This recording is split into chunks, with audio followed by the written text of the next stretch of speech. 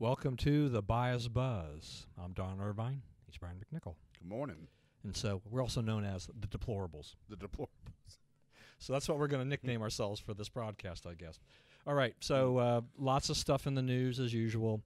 Let's just talk about a couple of quick things that are happening here. Russian hackers, more emails have been released, some about Colin Powell and things relating to Hillary and to Trump. He's not a Trump supporter by any large standard here, but he's also trying to distance himself once again from Hillary and the email scandal. Right. It seems like he does not want to be brought up in this anymore. He's like, I'm going to do what I'm going to do. Please leave me alone. That's why I retired. The hacker things are interesting. It's pretty clear. It's adding a brick to the wall that says they're selling influence. Right. It's pretty clear. Take cash, give appointment. And it's kind of Democratic party policy to just sell. Now, selling ambassadorships is not new, unfortunately, but it's pretty. The linkage here is pretty darn. It's hard to deny it. It's hard to say it's anything else. And what about from a sports perspective, the stuff that came out about some of these leaks relating to these athletes?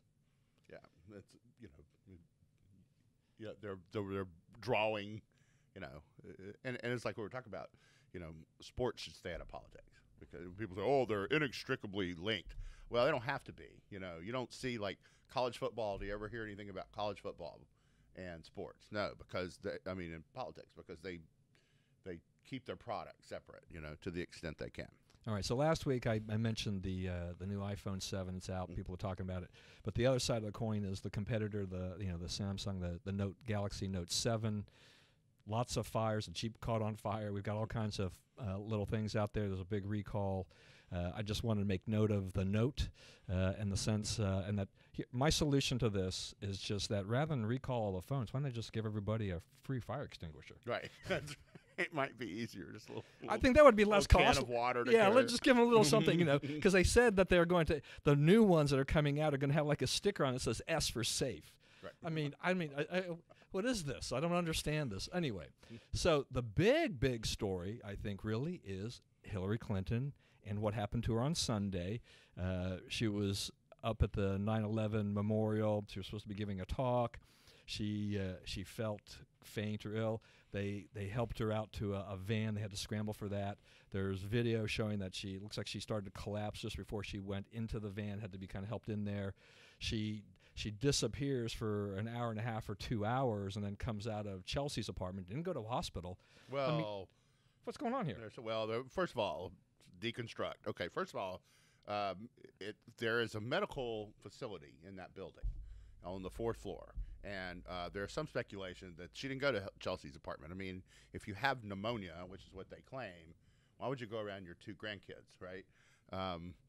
Especially you're hacking and coughing and everything all over the place. The video is devastating. And we'd have stopped at she just had to be somewhere else. Then it was overheated. Then it was she's just fine. Then it was pneumonia. So it was the 4th story of the day. Now, why do we believe the 4th story? The first 3 were proven lies, right? So now you're on the 4th story. Now, when you watch her go into that van, you watch that video, that's not a pneumonia. That's not fainting because I don't feel good.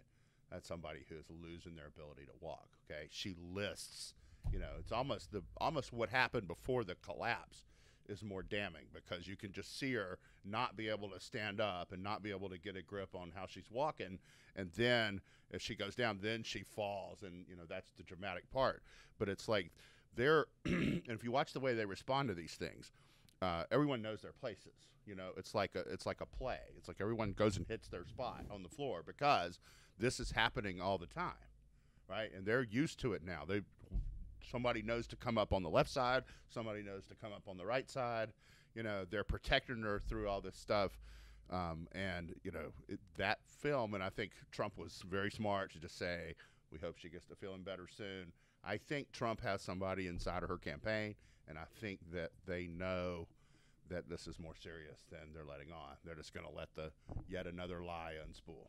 Don't tell me we're going to go down a conspiracy hole here. Well, I mean, that's the thing. It's like, quit accusing people of conspiracies, because all these wild things that he says turn out to be true, So it's like, when they tell you, quit looking here, I want to look, because everything you've told me to quit looking at turned out to be something I should be watching.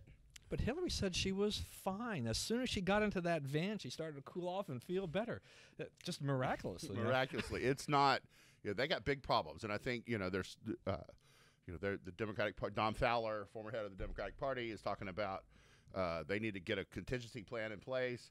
I don't think that talk could be happening. The President Clinton slipped and said, when she not frequently, rarely has this happened. Okay. They could not be having talks about replacing her unless he had acknowledged that there's a problem, right? He is saying to the Democrats, "You're right. She's very sick." So what are they going to do?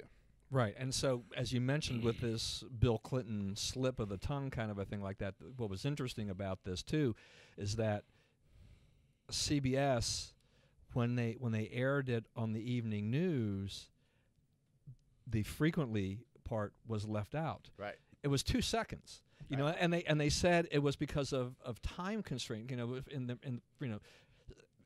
going to believe that? I mean, we're talking 2 seconds out of a broadcast that that nets out at about 22 minutes. When you take out the commercials, 2 seconds is not the make or break point of a program that we have to cut this 2 seconds out because we're going to go overtime. I mean, give me a break. And it's like if you watch that edit, it's like that got called from the sidelines, right, from the press box. The press box said, "Get that out of there," because it doesn't. I mean, you watch a lot of TV. The cut looks rough, right? It's like somebody said, "Take it out," and they just went, and took it out. Yeah, and it's just like, so they put it on the website, they put it on the platforms. They did on, I guess, the CBS Morning News, and it's as if I said, wait a minute, this is not good for Bill Clinton and Hillary. We better make sure that the next time we air this, that we cut that part out, because this is just so damning to Hillary. Right. It's just this realization by the CBS, news honchos, like, wait a minute, we got a problem here. We got to stop this now before it goes any further. And this CBS Evening News, I mean, they get about 7 million viewers a night, so it's not insignificant in terms of what they do. That the effect of that That's right. is that it's almost double the audience they get on the CBS Morning News. That's right. So it's kind of an interesting thing there. And he knows, right? He said what he knows. He gave you the truth. Right. Exactly. So then we have Christiane Amanpour, who it was just reported today, I guess, or late yesterday, that she has now come out and she's talking about this health coverage of Hillary, and she says it's really sexist that that you're covering this in this manner, but it was okay because the press didn't cover JFK's illness and FDR's illness and things like that. There's context here in terms of the time and what journalists were doing back there. It's not an apples to apples comparison. That's right. When Joe DiMaggio had his 56-game hitting streak, he was never quoted in the paper the entire time. 56 games. That's 2 months. Okay, we don't do journalism like that. The journalists gathered around and hid FDRs, right? Because that was a different age. Now, another thing to think about is this. Why did those journalists protect FDR? Why did they protect JFK? Because he had a relationship with them. She does not. She is as adversarial as she can be. she ropes them into pins. She ignores them. She doesn't talk to them for 290 days or whatever it was, right? So how does she expect to get a break? You know, her thing is not, she's not getting covered like this because of her gender. She's getting covered like this because of her attitude to the press. I've worked in this industry. The people who are mean to you, you know, you find ways to be mean to them. You know, the people who try to accommodate you, you try to accommodate them. Yeah, and I think the press, they want to support Clinton. I mean, Yeah, they don't want to support Trump, but Hillary just keeps giving them reasons to say we've got to talk about this and expose this and go after her because of that adversarial relationship. I mean, if she should win the presidency, she's got a problem. I mean, we already know that the relationship between Trump and the press, if he wins, will be an adversarial one in all likelihood. But to have Hillary, have the Democrat have an adversarial relationship right out of the box if she gets elected, that's kind of unprecedented for the Democrats. You know, I don't know what Trump's relationship would be like if he gets elected, because he has taken on the enemy press. You know, like he made his big faux pas talking to whom? Stephanopoulos, right? He's not he's a guy that's contributed to the Clinton Foundation, worked for Bill Clinton, you know, in the Bill Clinton White House, obvious Clintonista, right? He takes his guys on. He talks to them. And I think if he won and he was the president, he'd be able to talk to a lot of these guys, because he does understand what they're doing. And he's been he was on all those Howard Stern shows that they keep rolling back the tapes of and so forth. I mean, he has a long relationship with the press of being actively involved with them, talking to them every day. Right, and I think that probably is the big plus for him, is that at least during the campaign, even if the press isn't in his corner, he has been available. He hasn't hid from her. That's right. Hid from them.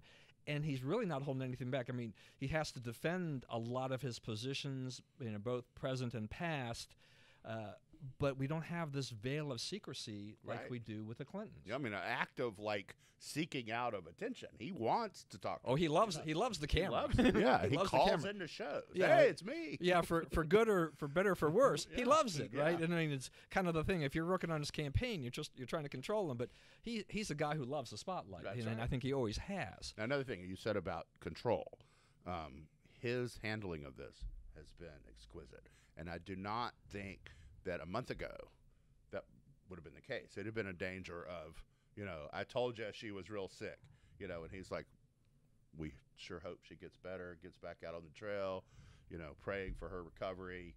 The people who are running the Trump campaign now have got it right. And that's the perfect thing to say, because whatever's going to happen is going to happen. He doesn't have to add any spice to this anymore.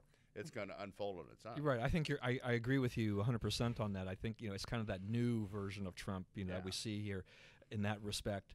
And he probably disappointed the media that he didn't do what they thought or they wanted him to do on this and just go after that. But he took that high road and just did that, and that's a big plus for him. It makes it harder for the media to go after him on that, and then he can focus in on other things. And Hillary, in the whole health thing, the Clintons are doing enough damage on that on their own. Right. Trump doesn't really need to do anything. I mean, that thing is going to fester and going to be a problem. Trump doesn't need to add anything to that. He can go on and hit her on other things and make more inroads in the campaign. Right. Right. And there's calls now. Both candidates should set us straight on their health records. Okay. Trump will be happy to push his file into the pile. Right. Right, and I'll be kind of curious. I mean, there's this whole thing. I guess today he's going to be sitting down with Dr. Oz. Yeah, and presented on TV. Presented on TV now. As Oz, only Trump could. This is so Hollywood. But it's so. The thing is about it too is that Oz has said that he's not going to be asking him questions that Trump doesn't want him to ask. But nevertheless, the fact that this is going to be out there is going to be interesting. I mean, it's still far more than we're getting from Hillary. I mean, you mentioned this thing about this call, and then this goes back to the New York Times making this call that both candidates should put their records out there. But it really is more on that they never would have said that had Hillary not had this episode on Sunday, because everything that the media has been talking about up to this point in time with this, every time there's been a call for Hillary to release more health records, it has been, this is nothing but a bunch of right-wing conspiracy kook theories. They're going after this. They want to make a mountain out of a molehill. There's nothing there. She's fine. We've got that statement from her doctor from July 2015 and all this. But now you have Chris Cillizza saying, the comparison is, before, I was wrong. Yeah, before it's like, there's nothing there. We shouldn't worry about it. And it's like, now we need to worry about it. Now this is a concern. And going back to the trustworthiness, the honesty issue, the transparency.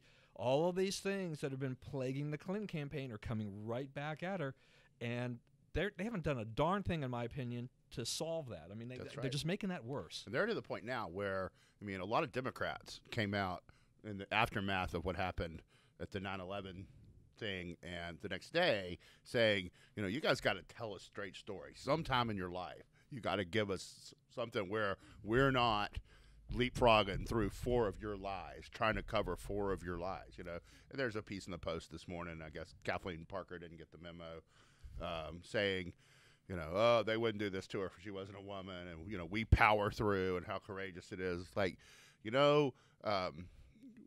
we saw someone who, if she was president, might well spend most of her term incapacitated. So we need to stop and think, do we want Tim Kaine running the country? Do we want someone else? Her coterie of advisors, now, Woodrow Wilson's wife ran the country when he was president. FDR had his, group of rivals that ran it while he was incapacitated. I don't think anybody wants her cronies running the country, even Democrats, because they're all steeped in scandal. I mean, the only thing that's keeping, prosecutors, Congress from going after Huma Abbott and Cheryl Mills, et cetera, is that it doesn't look like there's enough political gain to it. It's not that they don't have things to bring up. These people can't be in charge. Right. And what's interesting about the Democrats that are coming out on this is just that, and I wonder about this because it's not necessarily the first time that the Clintons have been criticized by some of the Democrats, particularly David Axelrod. But I just wonder if there's also that underlying kind of the whole Obama-Clinton, just the schism, that ill will is still there. So, and, Obama's not going to be running for office again. Axelrod has no ties to Clinton and no love lost there. So go ahead. But, a guy like Axelrod attacking is news. Right. Axelrod, and the other thing about is in Fowler's statement, Fowler, who was DNC chairman during the Bill's second term, right? Yep.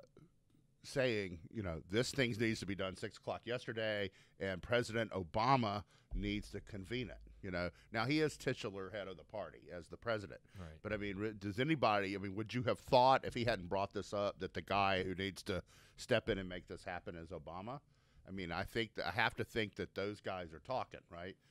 For his name to get dropped in there, because that's a difficult situation for him to be in the position of pushing her out, so to speak. Yeah, and the other thing I thought was rather kind of amusing was that with the whole after we found out that she had been diagnosed with pneumonia and was trying to power through or whatever, and she said, and Clinton, Hillary's like, I didn't think that was was a big deal. Pneumonia is not a big deal.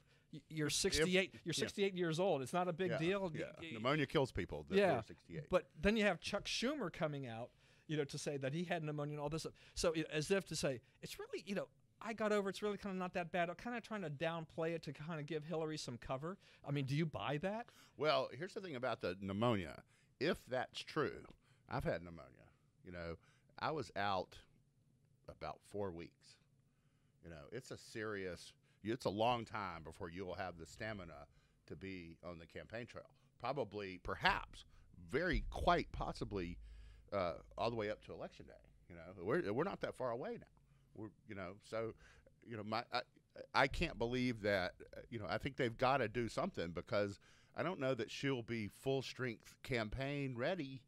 It could be a month. It could be 3 weeks. This is a critical time. I have the strange, odd feeling that what we'll see is that if she comes out and she looks okay and she looks extremely strong, that whole body double thing will rise way to the surface. People will say, that's not her, that's her body double. It's like, and I'm thinking like, oh, let's get off of that one as quick as we can. But it will give rise to that. Part of me is like, yeah, that one sounds like crazy talk. But all this other stuff sounded like crazy talk a month ago too, and it's not crazy talk. It's quite possible that they could do that. They're not a bit above it.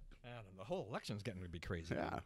I don't know where to go with that. The other funny thing too, as we move on here, was just that. I don't know if this was can you call that a Freudian slip or whatever, when the WABC announcer, after the health scare, announced that Clinton's death. Oops. That clip is precious. If you haven't seen it out there, go look it up. It's they didn't go back and correct it. They just kind of moved on from that. But it's clear as day that announcing the death of Hillary Clinton, and it's just hilarious, and it's getting a lot of play. So it's. And we have so little faith in the media that no one even checked it out. That's right. Yeah, it's probably a lie. All right, so something that Trump is focusing on rather than doing the health thing and kind of wishing Hillary well, is the remark that she made calling supporters deplorable. Yeah. So what's your take on this? The basket of deplorables. The basket of deplorables. It is in reverse what Mitt Romney did, right? You said half the country. Well, you said half the country are horrible people who I don't. They're not going to vote for me, and I don't care, right? Does it move a lot of votes? I don't know, but I think what it does show is, he is the one who's been accused of loose, dangerous, unkempt rhetoric, so to speak. And now that's her. She's the one making mistakes. Does this relate to being sick? Was she a little loose? I've heard people say that she's having a couple of drinks from time to time. Did she just, lose inhibition there? And, because I think, she tried to walk it back the next day. But it tells you, it's like they have contempt for Middle America, flyover country. They don't trust them. They don't think they should have a voice in how the country is run. They don't think they know enough about it. And one thing that you say what you want for a billionaire, Trump does understand those people. He is speaking their language. And I think that's why, he's starting to pull ahead. Yeah, and Hillary, the thing is that, even though the polls have been tight, and you just mentioned that, that Trump is now making pretty good inroads. Yeah. He's getting ahead in some polls in some states. The thing here, too, is that in general, her campaign, they weren't really making those kind of major mistakes. That's the kind of thing that the Trump campaign, you could say, possibly was making some of those misstatements or mistakes that the media was jumping on or Clinton was jumping on. This remark was, for me, it kind of came out of nowhere. Right. And for her walking it back, she didn't do a very good job with that. It's now turned into a big issue. You see the memes about, the Dependables movie. Now we have got the Deplorables and lots of other things about that. Rush Limbaugh apparently is now selling a T-shirt about it or something. And so, in some ways, it may have even energized the Trump supporters and even those on the fence. That's right. People on the fence probably looked at it and said, she could be talking about me. And the other thing is her whole campaign is based on race and fear and stoking division among the groups. So it's like when they criticize what he says about foreign policy. How dare these people talk to anyone about foreign policy? They have made a complete wreck of it. Now we learned this week that John Kerry's daughter siphoned a bunch of money off the State Department. Wow, the foreign policy and his two secretaries of state have been complete disasters. Libya might now be the worst foreign policy mistake of the last 100 years. Yeah, and so, I think the bottom line here, or at least something you can draw from all of this, is that if you elect Hillary, expect more of this, if not worse. We need to get away from this, but we're not going to get away from this if Hillary wins. Yeah, you don't know what Trump will do, but you do know what Hillary will do, and it's dreadful. Right. Right. Okay, so now Donald Trump, talking about the debates, which are the first one scheduled on the 26th. Today's the 14th, so we're talking 12 days away.